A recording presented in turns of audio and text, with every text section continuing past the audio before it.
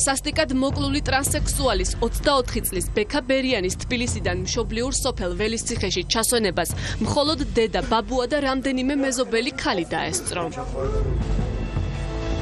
რასაც ჭრილობითი დაზიანება ჰქვია, აღენიშნება ყელის მიდამოში, ხორხთან, საყლაპაო მილთან. ბავშვობიდანვე სულ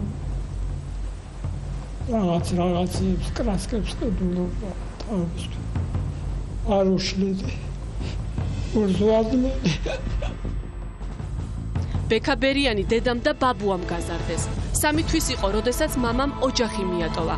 თამარ ძამუკაშვილი ამბობს, რომ შვილი სკოლის დამთავრებამდე ჩაკეტილად ცხოვრობდა. განსხვავებული ორიენტაცია თბილისში წასვლის შემდეგ გაამჟღავნა. შევთავაზე წავიდეთ ექიმთან, თუ რამე იქნება საჭირო. არა დედაო, ყველაფერი ტყუილია, იმიტომ რომ ეს ხვანაირი ვერ ვიქნებიო.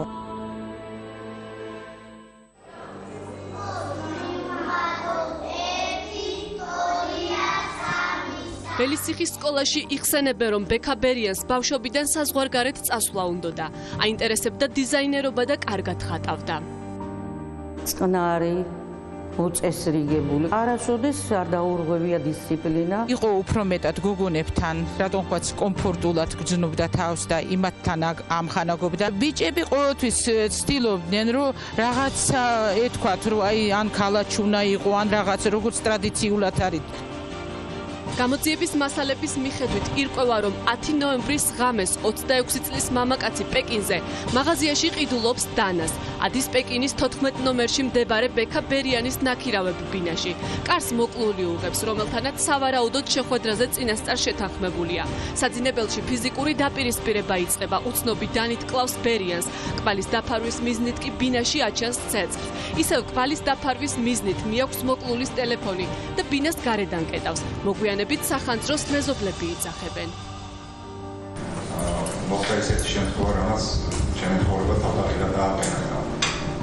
ალბათ ის ფიქრი, რომ შემთხვევის ადგილიდან მივიმარე, საერთოდ ფონზე მოვედი, სხვა ადგილზე ვიყავ. ეს მკვლელობაში ბრალდებულის პირველი ექსკლუზიური კომენტარია.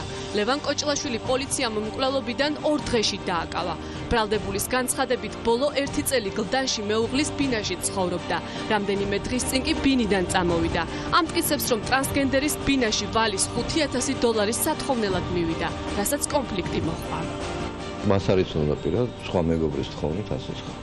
თამარ ძამუკაშვილი ამბობს, რომ მის შვილს ფინანსური პრობლემა არ ჰქონია. ანაბრის გარდა ჰქონდა კი სახლში ფული დაახლოებით 1000 ლარამდე. ეს ლანჩხუთელი ტრანსექსუალი ბიანკა შიგუროვაა. ის ამტკიცებს, რომ საბის მკვლელობამდე 4 საათით ადრე ბრალდებულმა მისი მოკლა ელექტროშოკით სცადა. ლევან კოჭლაშვილი შიგუროვას სოციალური ქსელით დაუკავშირდა და ბინაში მიაკითხა.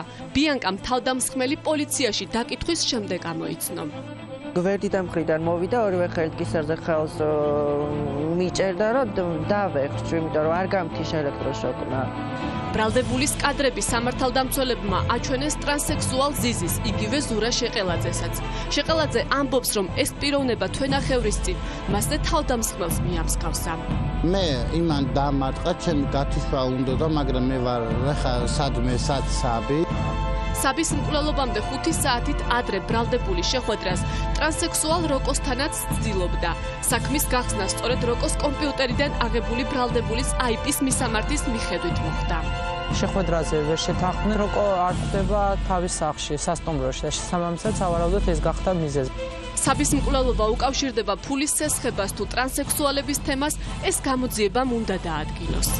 შინაგანი ბრძოლა მქონდა, რომელიც ძალიან რთული იყო და დამწლიე.